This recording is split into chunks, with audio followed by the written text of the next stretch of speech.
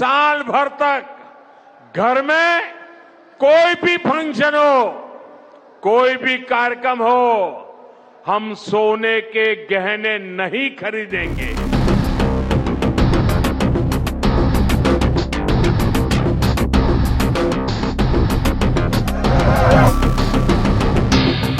નમસ્કાર, આપ જોઈ રહ્યા છો ન્યૂઝ ગુજરાત અને આપની સાથે હું છું જાગૃતિ। વડાપ્રધાન નરેન્દ્ર મોદીએ દેશની આર્થિક સ્થિતિને મજબૂત બનાવી રાખવા માટે દેશવાસીઓને 1 વર્ષ સુધી સોનું ના ખરીદવા અપીલ કરી અને ત્યારબાદ જ કેન્દ્ર સરકાર દ્વારા કરવામાં આવી મહત્વની જાહેરાત। સોના ચાંદી સહિતની કિંમતી ધાતુઓ પરની કસ્ટમ ડ્યુટીમાં મોટો વધારો કરવાની જાહેરાત થતાની સાથે જ સમગ્ર દેશભરમાં સોના ચાંદીની આયાત હવે મોંઘી થશે અને સ્થાનિક બજારમાં તેની કિંમતોમાં નોંધપાત્ર વધારો થઈ ગયો છે। એટલે કે સરકારે સોના ચાંદી પરની ઇમ્પોર્ટ ડ્યુટી 6% વધારીને 15% કરતા કિંમતોમાં નોંધપાત્ર વધારો થયો છે। સરકારના આ નિર્ણય પાછળના 3 જેટલા પ્રમુખ મુખ્ય કારણ છે, જેમાં સોનાની આયાત ઘટાડીને વિદેશી મુદ્રા ભંડાર પરનું દબાણ ઓછું કરવું, સતત ઘટી રહેલા ભારતીય રૂપિયાને સ્થિર કરવો અને પશ્ચિમ એશિયાના સંકટ વચ્ચે દેશની આર્થિક સુરક્ષાને વધુ મજબૂત કરવી।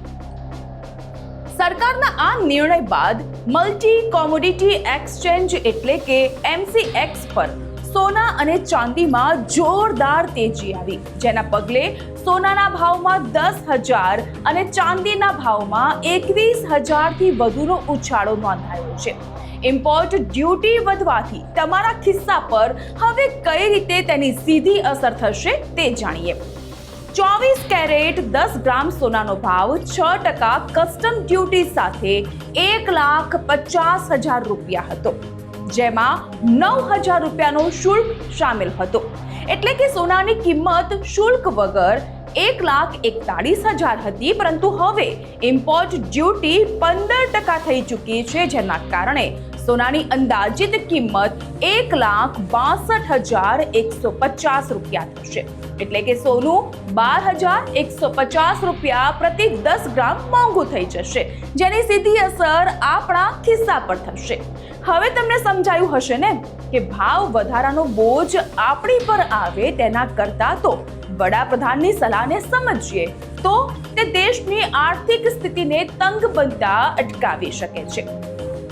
પણ અહીં જ એક વાત મારું ધ્યાન ખેંચે છે। આમ જુઓ તો મને 70-80 ના દાયકો યાદ અપાવી ગયો છે। આ સમગ્ર મામલો જ્યારે સામે આવ્યો છે ત્યારે કે જ્યારે દેશમાં સોનાની ઇમ્પોર્ટ ડ્યુટી વધારે હતી અને આ જ સોનાએ તે વખતે હાજી મસ્તાન જેવા સ્મગલરોને જન્મ આપેલો। એટલે આ તો ખાલી એક વિચાર આવ્યો કે ક્યાંક ફરી એક વખત સોનાની દાણચોરી વધશે તો નહીં ને। આમ તો જો કે ભારતમાં સોનું ઘુસાડનારાઓને કસ્ટમ ડિપાર્ટમેન્ટ અને સુરક્ષા એજન્સીઓ સતર્ક છે, એટલે જ દેશના અલગ અલગ એરપોર્ટ પરથી સમયાંતરે સોનું અને સોનાના દાણચોરો ઝડપાતા રહે છે।